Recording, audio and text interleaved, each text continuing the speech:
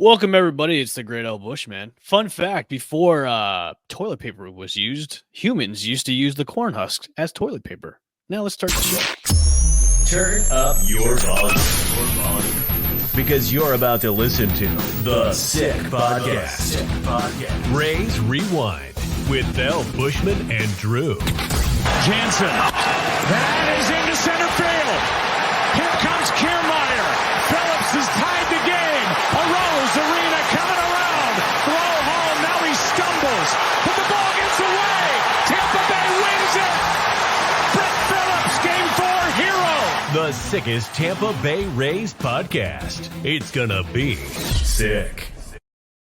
Welcome in, everybody. It is the Rays Rewind podcast, the sickest Tampa Bay Rays podcast, and all the land presented to you by the Sick Media Network. I am L. Bushman, back from having the worst stomach flu for the – yeah, it was terrible. You're a company man. You were sick yourself. Yeah, it was bad. It was I have never thrown up like that in a long time. And in other areas too, it was bad. Like I was down for the count. And my wife just got it. She just got over it a couple of days ago. I've never seen a person throw up like that in my life, like that much throw up. It was ridiculous.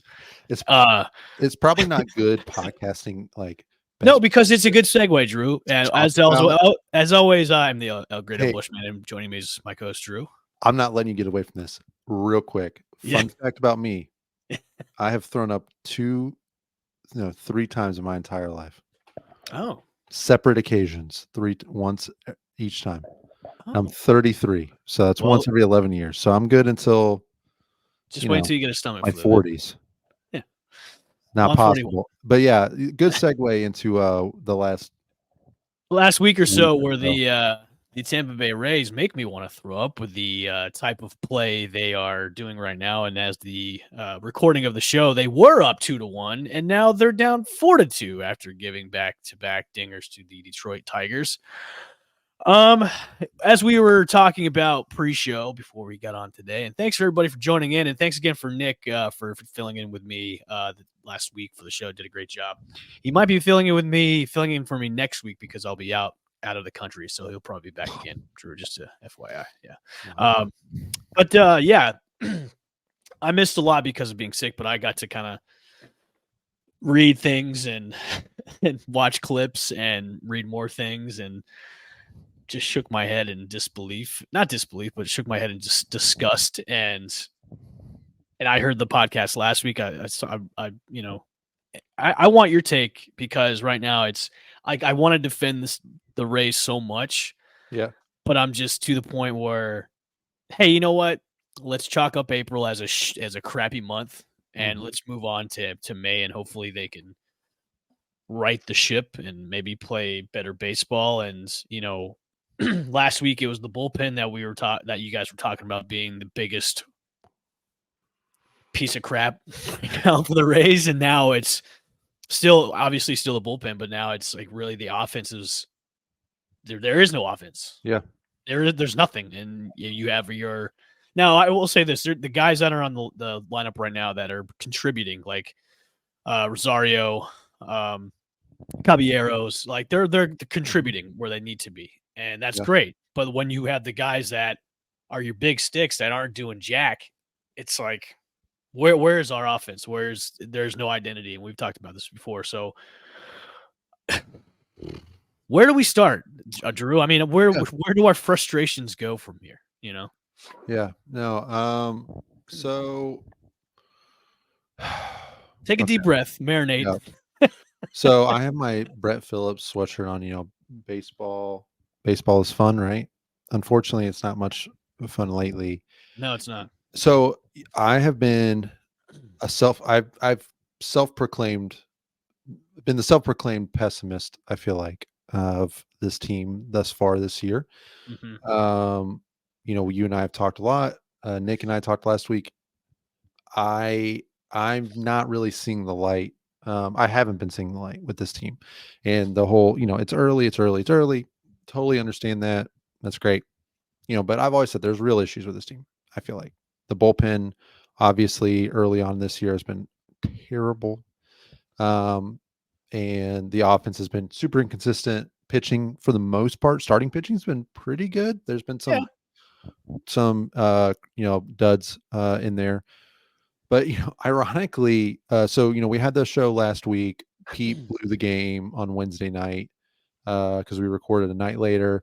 They won the game Thursday, hung on by the skin of their teeth. And then honestly, I was really excited about the season or the series in New York because I really feel, I mean, the Yankees are just playing much better baseball right now. They're a deeper team. Pitching's been much better. So I was excited to see how the Rays would do against them.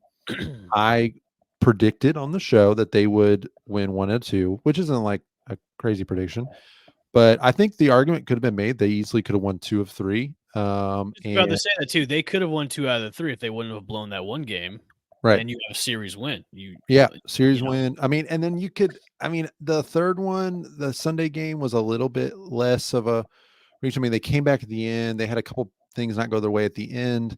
Savale, was looking okay and certainly was almost out of that 5th inning very quickly until, I didn't really think too much of that because he is not a guy that walks people. So for him to go and walk 3 guys, like, I'm not concerned big picture about that. Like, that's, to me, that's not, doesn't say anything long term about him. It just seemed like a blip in the radar.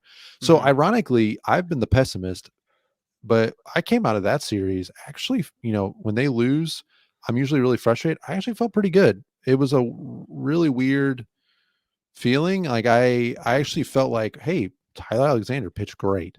Eflin looked awesome. Savali was okay. I'm not as worried about him in general. And the guys that have been contributing on offense were still doing it. And they, for better or for worse, the team is resilient. They keep coming back, keep making things interesting. I get frustrated about how they let games slip away and then decide when it's too late to try to make a comeback. And, they get my heart excited and then, for all not to work out. So I actually felt pretty good going into this week, knowing that they had these 3 games against Detroit. But what we've seen thus far, Skubal yesterday against the Rays, I mean, he's really good. So I wasn't even expecting a win yesterday. However, I felt like the whole team was just uninspired all around. Just, I mean, outside of Ahmed Rosario, it was the thing is, Drew, low energy. It's everything has been uninspired to this point. And I'm glad that you said like the term resilient because they are scrappy when when they need to be, but like how resilient are you going to be throughout the whole season? Like, and look, I know, I get it. Got a lot of injuries, but no, you're a team that should have the next man up that's actually going to perform well, if not better than the guy that they're replacing. Like, I get it. They've got, injuries galore. That's injuries riddle teams all the time. But if you have the right guys in place, then you should be fine. Like, and I know the record is better than what a lot of people think it should be. I mean, they're obviously going to go underneath 500 tonight after this game. They're going to lose this one, obviously. Yeah. But when you get deeper into the season and they're still playing baseball like this, then it's like it's gut check time, and then it's like, okay, how much are we going to be doing a shakeup here? Because Randy's batting 157 right now. He got a hit tonight. He had a single. I mean, time of this recording, he did get a hit. That's true. He golfed it out of the dirt, but he got it. But I'm just saying, like, we're gonna. May's just around the corner. Yeah. And then you get into your summer months where that's when, the pull-aways start to happen for teams. Now, obviously, with this division, everybody's pretty much separated by a game or two, which is good because then you can stay in contention as long as you can. But this is a hard division to win. And, I think our predictions pre-season have kind of, I think, have gone out the window of what we thought was going to be, division with you have the 2 top teams and then the rest is kind of like wide open because a lot of the teams that I thought that were the teams in this division I thought were going to be bad. Yeah. They're actually playing well. And I know we're getting a lot of guys back, but that they're not coming back till, the impact guys aren't going to be back. They're not going to be back for a while. Except for Josh Lowe. Yeah. Josh Lowe is on his way back. That's good. Jonathan Aranda is going to be back, maybe, and hopefully he brings the power that he had in spring. But that's a big what if. And then Taj Bradley should be back sometime soon too, and then you can just plop him into the rotation. But I don't. I want to have high hopes and be optimistic about this, but just the level of play we've seen so far has just been god awful. Like the errors in the infield has just been like, come on, these are like simple plays you should be making.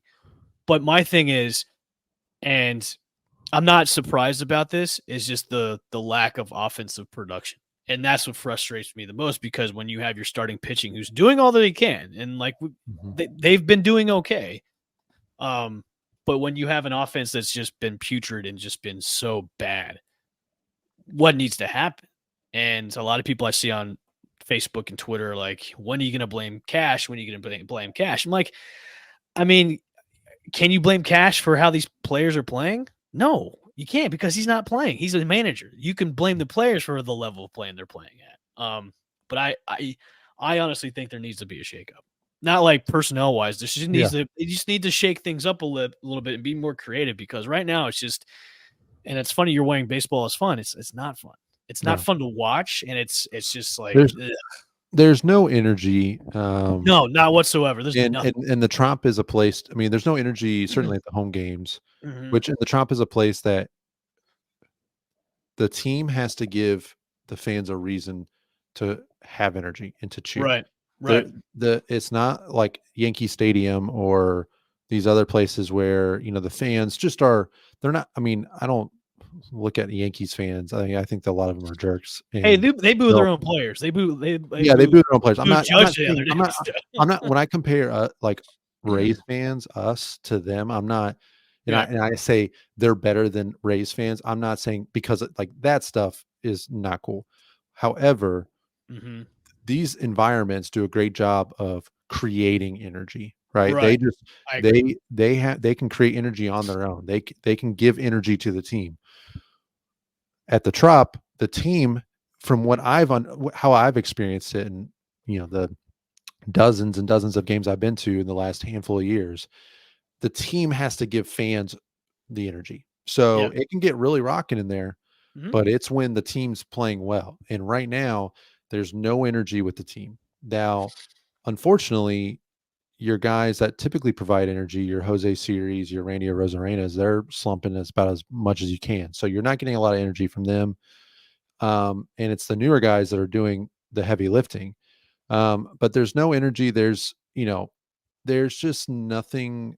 Well, Rosarena looks like he does not want to be there. Nothing exciting about this team. When your most exciting thing about the team is Ahmed Rosario, well, his streak is over now, but a 14-game hitting streak, and he's hitting the cover off the ball, or Richie Palacios. Jose Siri, like passing kidney stones the other day. Yeah, like Richie Palacios, hitting a home run in the Bronx was objectively very cool. Yeah. And nothing against those guys. I'm super excited about them being on the team. I was excited prior to the year. I've been saying I'm really looking forward to watching both Palacios and Rosario play this year. And I think I was just saying how I wish I could change my Wander Franco jersey to a Richie Palacios jersey. Saying that to my wife earlier today, but there's just no energy. And frankly, like, I think if someone said before the season, hey, the offense is going to get off to a slow start, I think people would have expected it more so. Okay, the injuries are playing a factor, but it's the lack of depth. Yeah. But really, it's those depth guys that are doing anything, and it's the established guys that have been here that are struggling the most. Yeah. And that, like, I don't care what happens with this team if Yandy Diaz and Randy Rosarena don't get their crap together and don't start hitting the ball and hitting it for power. This team is not going to do anything. They're not going to make the playoffs. They're not going to be a contender. They're not going to be able to consistently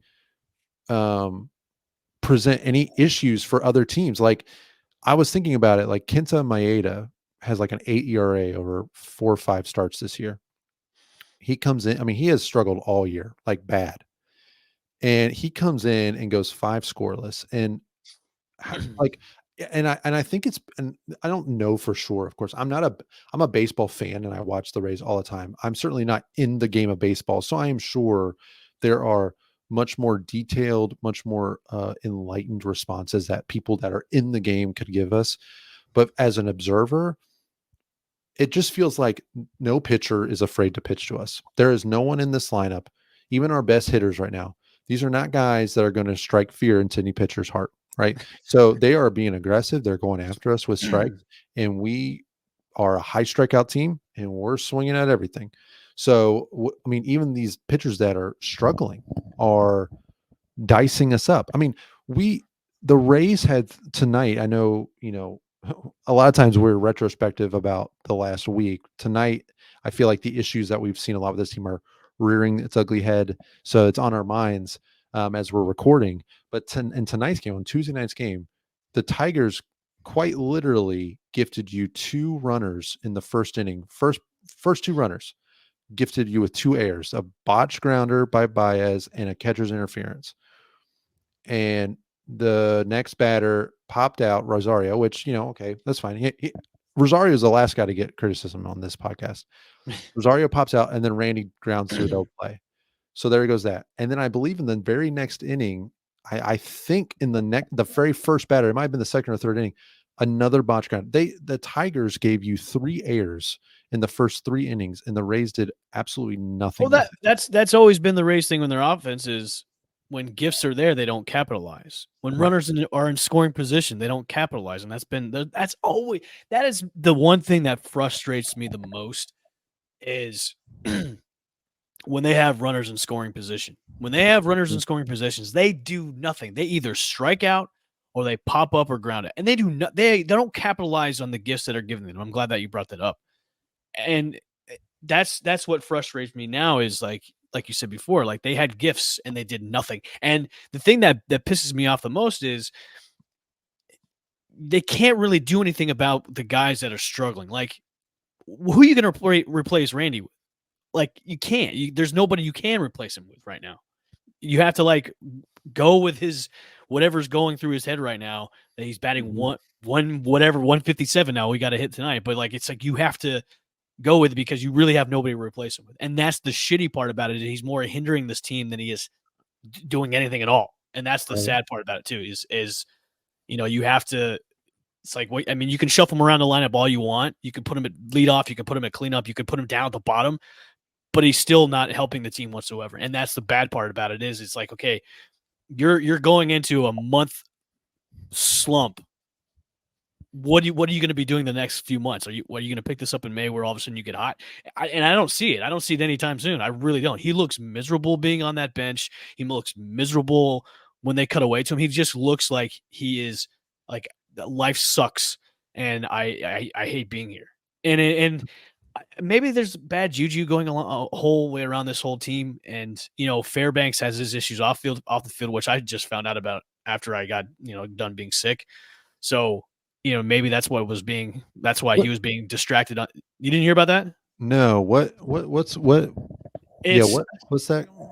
I didn't see anything officially reported, and nothing on social media. Not to go into too details, and I should have brought this article up. Him and his wife, one of their children, or I think it's his unborn child, was diagnosed with something like that. Let me look it up real quick while we're recording this. This is like official reporting? Yes. I saw everybody bringing this up on Twitter over the weekend where him and his wife, there was some kind of complications or the child was diagnosed with something like that. And so that's why a lot of people are like, you know what? You can't fall. If something's like in his head about what's going on personally, then, I think that's why they put him on the IL is to maybe take some time off. Yeah, I mean, potentially. I mean, honestly, obviously, if that's true, I've been there with, complications with unborn children, things of that nature. So my heart goes out to him.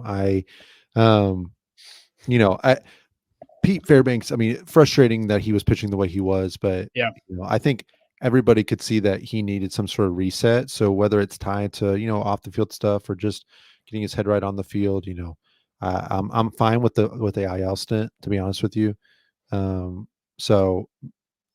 yeah, continue. You were going on about, you were talking about, everybody's miserable. Yeah. It's just everybody's miserable. And whatever Yandy did to his swing, because it's not looking like it did last year. He tweaked his swing. Mhm. I saw some fan graphs about it and some videos about his swing is a little bit different from last year, and so whatever he did is just affecting his swing.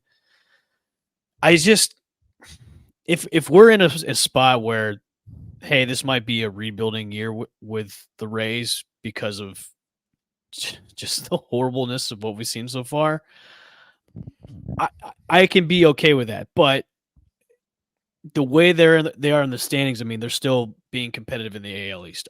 Obviously, it's bad right now. And are they going to be? And I'm going to bring this word up again, like you said before. Are they going to be resilient enough to get themselves out of this? You know what I mean? Yeah, I just have so many thoughts, and Yeah, I know, right? it's hard to go into them. But that's why they pay us the big bucks Right. I know. to talk through them.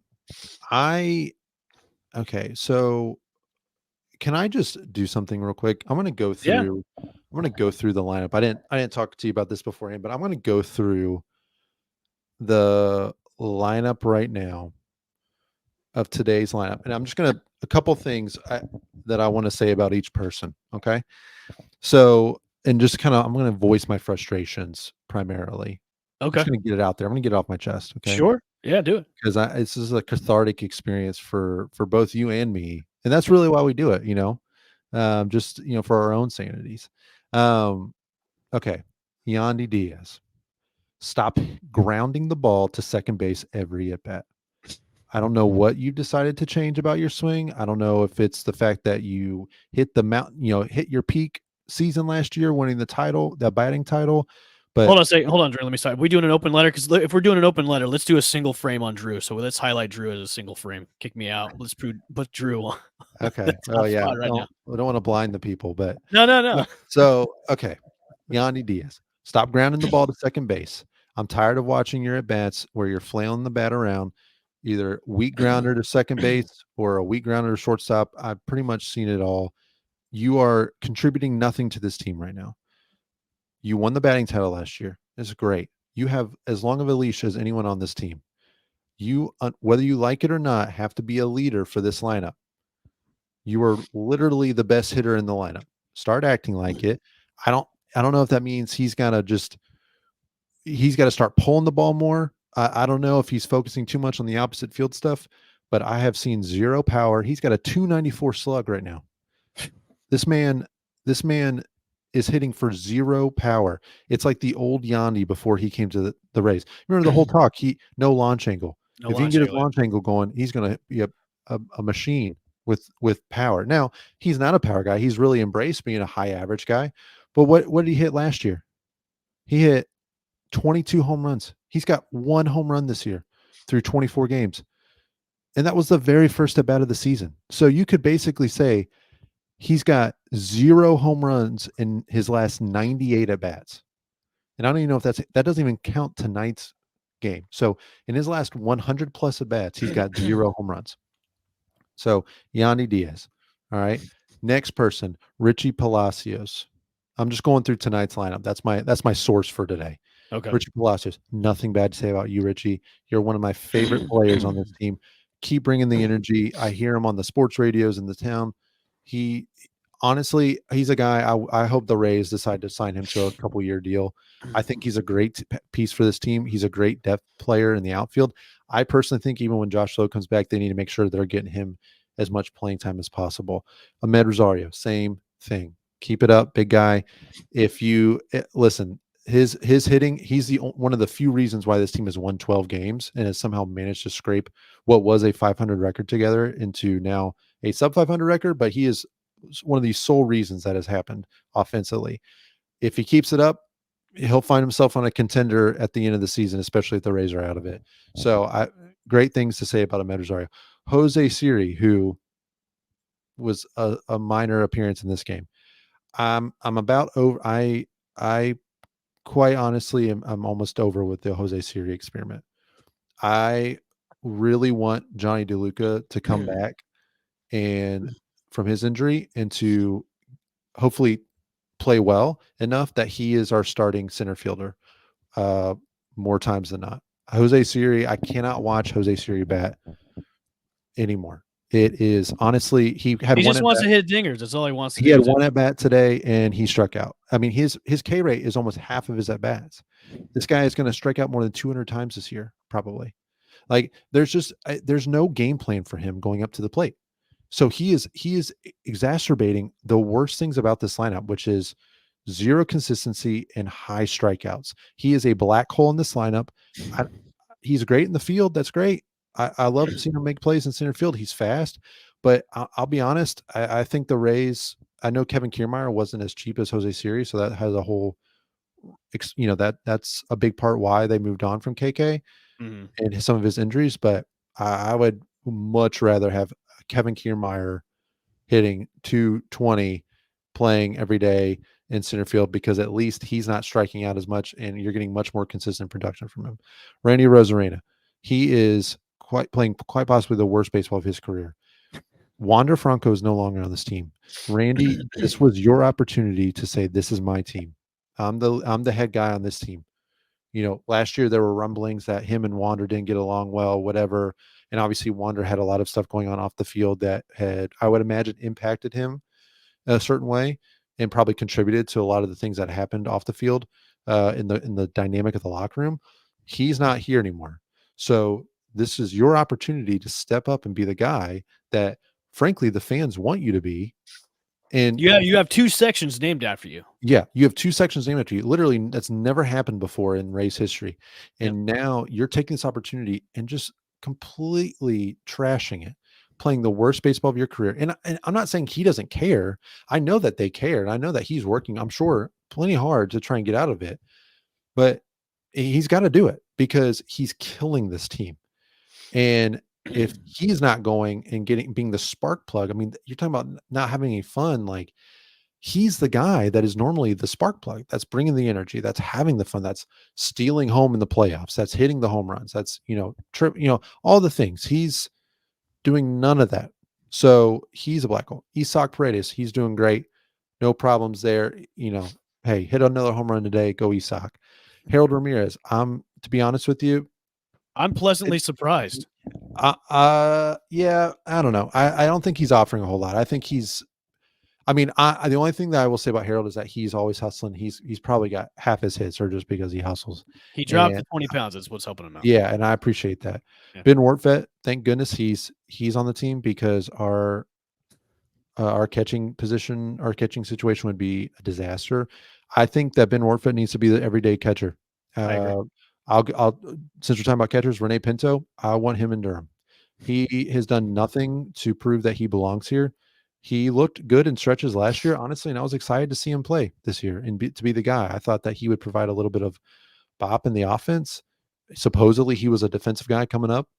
I think he's one of the worst defensive catchers, just the eyeball. I don't care what the stats say. When I watch the game, I see him not throwing runners out. I see him letting multiple balls go by him. He's dropped on plays where guys are stealing bases on him. He can't grip the baseball. He drops it constantly.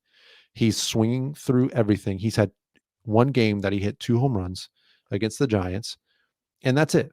To be honest with you, we got Alex Jackson in Durham. I don't care if Alex Jackson is not as good defensively. Rene Pinto has not shown it defensively at all this year, to where Alex Jackson could not be any worse.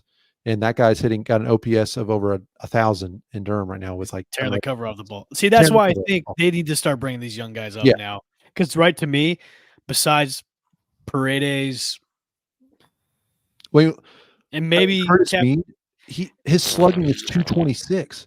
And he sucks. He sucks in the infield. He sucks. He can't field. He bought the play he made on Friday against the Yankees is something literally that, like, I talked to my son about, who's in coach pitch. He's 7 years old, and he actually plays second base on his coach pitch team, and he does a pretty good job. I'll be honest with you. He's pretty good at it, but he started getting a little lazy and not getting in front of the ball and trying to get his glove to the side. And you know what? He had a few balls go by him, and that's exactly what Curtis Mead did on Friday night. Got lazy, didn't get in front of it, and it cost him big time. And Drew, I'm going to give you a few names. I'm going to give you Palacios, Rosario, Paredes, Rorvet, and Caballero. Yep. Everybody else to me, That's expendable. That's 5. That's 5 guys, right? Yep. Expendable. Yeah. I mean, Everybody else to me at this point is expendable. I mean, you're not gonna. I mean, realistically, they're not obviously gonna move on from Yandy and Randy right now, right? So they're not going anywhere, of course. But in theory, I mean, they're dragging this team down right now. Curtis Mead is hitting for 0 power. I mean, it reminds me of Josh Lowe a little bit in 2022, and I was actually looking at Josh's lines from 2022. He was up for 1 month, right? So he started that season started a little bit later, right? April 8th because of the lockout. Yep. So he played until from April 1st to May 1st, and then he got sent down. So his average was only 188, right? And he had 0 home runs. But his slugging was 344. I mean, honestly, like it feels very similar. Like it was his first opportunity to get real playing time. And he had a couple good games early on, and he had a couple multi-hit games where he showed some extra base hits and all that, but really didn't show a whole lot. They sent him back down for a month. Looks like almost a month and a half to 2 months. And that was his job. I mean, they traded away Austin Meadows. Yeah. To let him start in right field or left field, wherever it was. And Curtis Mead, now they didn't trade away Brandon Lau, but he's hurt again. And you can pretty much bank on him being hurt more times than not. So this was his opportunity. I mean, they've been playing him against righties and lefties. They said, hey, Curtis, second base, 5 out of the 7 days of the week, that's your position. Go get it, man. And he's done nothing to earn their trust. He's had a couple of nice singles, couple decent at bats, or a couple bad luck balls that he's hit pretty hard that just didn't quite get out or went right to a fielder. I get it, but he's not really showing you anything in the field, and he's not giving you any power, any slugging from the lineup. Like, we don't need Curtis Mead to come up and hit singles. We need him to show some of the same power that he had in the minors.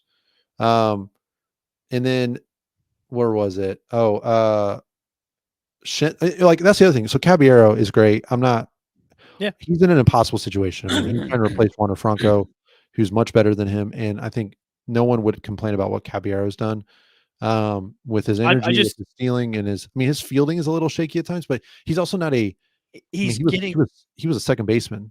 He's getting the job done. That's getting the job done. He's getting the job, and that's all I'm asking. Why the Rays are losing. Exactly, and that's why I said those 5 names to me are the ones that keep them. So everybody else is expendable at this point because, the frustrations we both have. And I was a little bit on the other side of the coin before this show. Like, hey, don't panic just yet. Everything will be fine. They'll pick it up soon. I'm like, hey, they lose another game because it's probably shitty offense or it's like one of those 3 things that we talked about before the season. Like, one of these things is going to be a question mark, and it's going to be our Achilles heel. And right now, everything is the Achilles heel, and it's not helping this team out at all. And look, let's be optimistic. Maybe May will be a better month, and once we start getting guys back. So yeah, I don't. One thing that always makes me is weird to me too is what do we hear about with the Rays all the time is that the stadium's not going to be built. Say what? The stadium's not going to be built. Yeah. They listen, if they don't vote that stadium in this summer, they're that's gone. A whole another show. They're gone.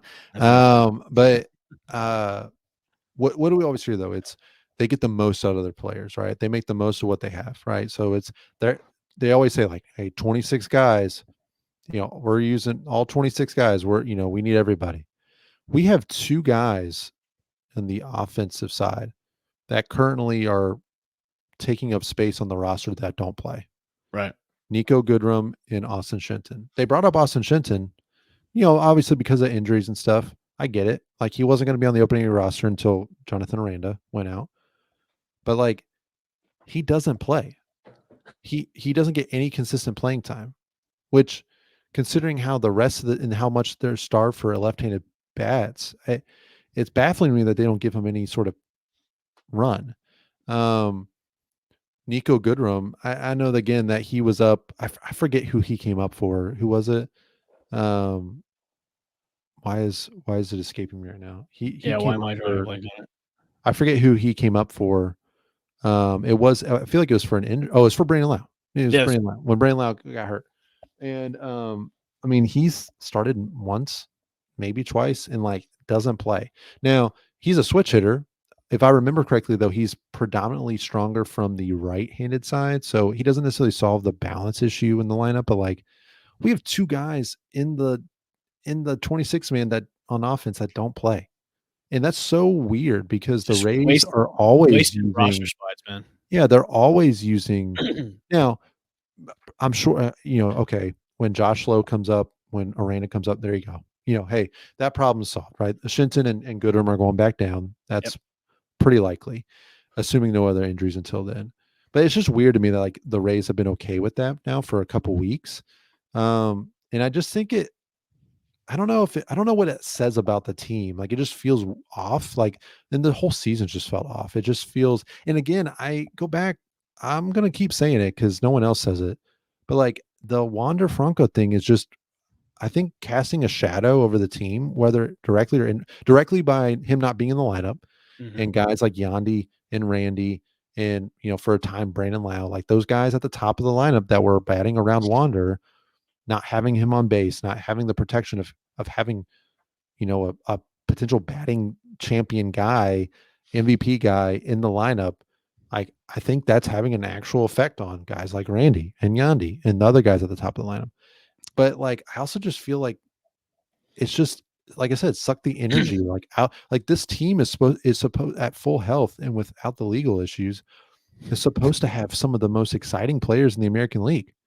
You know what they need Mm. to do? They need to sacrifice a live chicken. They got to do something because and that's the thing, and this is when I get most frustrated with Kevin Cash, and I'm sure it's just because I'm an irrational fan, somebody who's playing baseball in the grind of the season. They can't afford to get two up or two down, and I know we've heard all about how that's Kevin Cash's thing. He's the same regardless, and that's a huge plus for players. Love that. Like, so I'm not knocking that, but there's times where things are bad with the team, and right now, when yes, their record isn't. It's not like they're last place in the league. They're obviously in the division. That's more a product of the strength of the division than anything.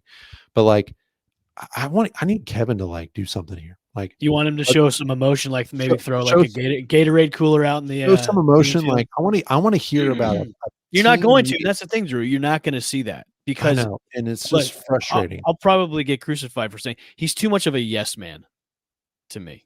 He's too much of a keep in line. This is what we have for you as a team. This is what we have as a payroll. This is what you have to do, and you have to deal with it. So Okay, so yeah, I really want to hear. I want Topkin to report tomorrow that he's not going to, man. I know. And he's a yes man too. I want to hear that they either the players like The only time that, the only time Topper reports negative stuff is against the team about the fan attendance and all this negative stuff. He's never really critical about the team at all. And because he's a yes man, and he has to be a yes man to keep his job. If he's negative about the team, you get blackballed against covering the team. It's maybe it's conspiracy theory of mine, but that's just the way I feel about it. It's like yes men all over the place, and that sucks because the fans want to see better product, and right now the product in the field sucks. So well, so okay. Maybe it's not him getting upset and throwing things around, I would love to but see Cash get upset like Aaron Boone does. Aaron Boone oh he gets no, upset. No, no, hold on. Just I don't want him to do it all the time. I would love uh, to see Kevin Cash get upset like Boone does because Aaron Boone gets upset over the dumbest things, and I would love to see Kevin Cash get that ballistic one time just to maybe set a fire on the players' butts because maybe that's what they need. Because right now it's just they just seem but on autopilot right now. well, It's autopilot baseball. It's autopilot everything.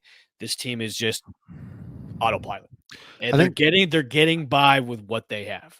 the frustrating thing is that it's the fans that are incredibly frustrated. They're the ones showing the emotion, and then it feels like we feel like we're crazy because we're getting all upset about this team, and we can watch this team, just be terrible in different aspects of the game, Mhm. and then like the actual players and the people involved don't reciprocate. Like, not that they have to be irrational, but like they just don't show any emotion. Like they don't show like they care, and I know they care. I'm not saying they don't. It's just like they just don't. You don't see that like on their faces. Like you don't see that coming out. Like, hey guys, we're playing like crap right now. Like Yeah. I'm pissed off. Yeah. Like, and that just doesn't. It's the Think same old answers. It's the exact same stuff no matter what. And I get before like, he went on the IL, I think Fairbanks was the only one that really showed emotion well, about the way he pitched. The suck. He's like, "Yeah, it was a bunch of yeah, suck. it's It great. just suck." Like, that's what I wanna hear. I just need That's some accountability, but yeah. I don't know who's going to be accountable to the team.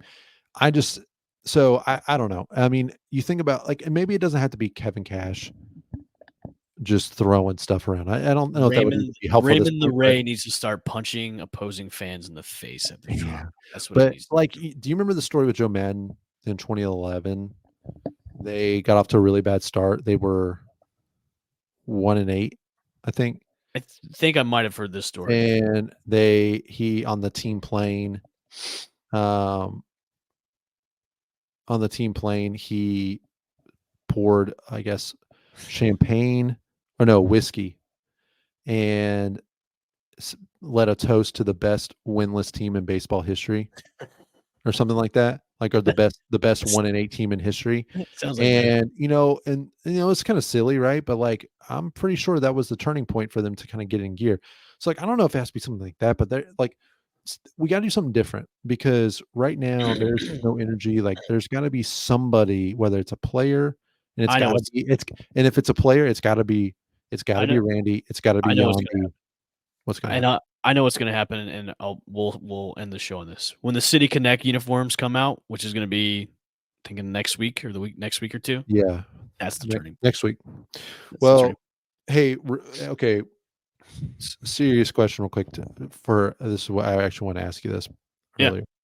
So I've heard on other Rays podcasts, other Rays content out there because I want everyone to listen to us, of course, but I don't discriminate. I think there's some other good Rays content out there, and I soak it all up. So, I've heard, I believe it was Locked On Rays. They talked about, Ulysses on there talked about Junior Caminero, and he's obviously your prize prospect, top 5 in majors. He's obviously sitting in AAA, just thankfully getting all these at bats against the Woo Sox and the Tide and all these great powerhouse AAA teams. Um, y- you know, bringing Junior up in a situation like with Wander in 21, where the team was really struggling. They lost like 7 in a row and they needed a jolt and they brought him up. Now, Wander was crushing AAA, but they brought him up kind of as like, hey, we need you. And they batted him like second his first game. And I mean, he didn't deviate from like third or second pretty much all year. Do you bring Junior up at a time where it's like, hey, hey, Yeah. 20-year-old, we I really need you to come up and start hitting home runs for us? Or Yes. you try to wait it out and hope that you're able to bring him up during a better situation when you're a little healthier, you got more guys around him? Because frankly, like, I think at I'm this impatient. I think at this point, why not? Because nothing else is working for you. Why yeah, not bring up the exciting prospect that is now it's everybody's kind of looking to as the next guy? Why not? Nothing else is working well. The hitting is putrid. You need a spark on the team. Why not bring the guy that could probably bring some excitement to the lineup and get guys hyped up? Like, hey, this 20-year-old is doing it. Why yeah. can't the rest of us guys do it? Maybe that will wake Randy up from his stupid slumber of being just putrid on the plate. So yeah, I'd say yeah, why not? I mean, I and if he doesn't do well, send him back down. But like I'd say, why not? Because as of right now, you need something, and why not be Junior Caminero? yeah, Because yeah. I mean, I think if anything, it gives you an actual power threat. I mean, right yeah, now, there's no one that can. I mean, we have to hit like 6 singles in a row to get any runs across the board. So Yeah. it's tough. I would want to. I don't think they'll bring him up. Unfortunately, I mean, I think if I had to, No, I put wouldn't money bet on on it it, either I because think it's June at this point. I mean, because they're quickly going to get to the place where it's like, well, we're kind of going to pass on this season, and so we might as well wait and get the extra year and all this stuff. When it's like, well, no, let's just bring them up now and get it out. Get some energy going. I But would say if by the end of June, if they're not still, if they're getting better and playing better baseball and being above 500, then we'll see them up. If they're like this type of baseball by the end of June, they're gonna start calling it quits and be like, all right, well, this is gonna be the off year that we have, and we'll just look towards 2025. So, yep, I tend to agree. I just think they got guys. They need to get a Durham shuffle going with the lineup right now. And I might be overreacting. No, I it's know not. it, but it's not early anymore. We're officially not early anymore. It's not concerning yet, but it's not too late, but it's not early. And there's just no energy, and they gotta do something to change it.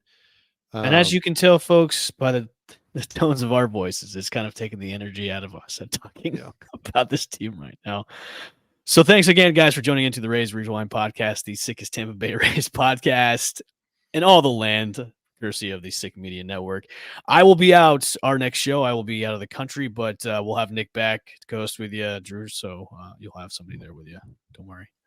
But it's okay, guys. This team will hopefully turn around. But if not, hey, there's always next year, as they say in baseball. These are the seasons that remind me of there's more important things in life than baseball. But man, hey, look, football is just a few months away. We got the draft this Thursday, and then preseason, and then we just play fantasy football season. We've been spoiled the last few years though. This team to be in it all year. If this team bottoms out here, it's gonna be sad times, man. Well, for myself and Drew, we'll see you guys next time on the Race Rewind podcast. Peace. And that's a wrap. Hope you don't miss us too much until next time. Follow the Sick Podcast Rays Rewind with Buschman and Drew on YouTube, Google Play, and Apple Podcasts.